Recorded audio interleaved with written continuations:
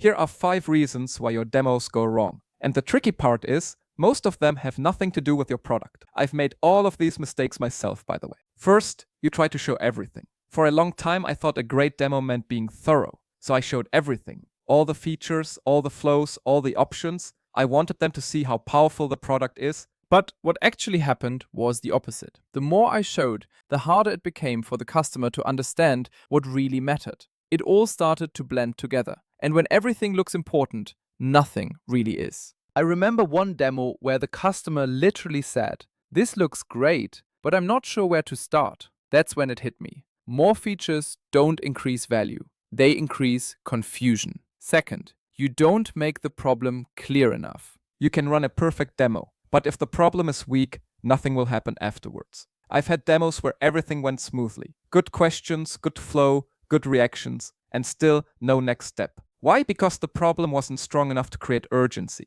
If your customer is not clearly aware of what is broken, what it costs them, and why it matters now, your demo will always feel like a nice to have, no problem, no priority, no deal. Third, you lose control of the flow. This often starts very small. You open your homepage just to give a quick overview, someone asks a question, you jump to another tab, then another one, and before you know it, you are reacting instead of guiding. I used to answer every question immediately because I thought that's what being helpful means. But all it did was break the storyline. At the end, I had answered everything, but the demo felt messy and hard to follow. Fourth, you go into complexity too early. Another classic. You want to show how flexible your product is, so you bring up edge cases, advanced configs, exceptions. And suddenly the customer is not thinking about value anymore. They are thinking about everything that could go wrong. Questions like, what happens if this breaks? Or how complex is this to maintain? If you show edge cases early, you create edge case thinking. Start with one simple, clean use case that clearly solves a real problem.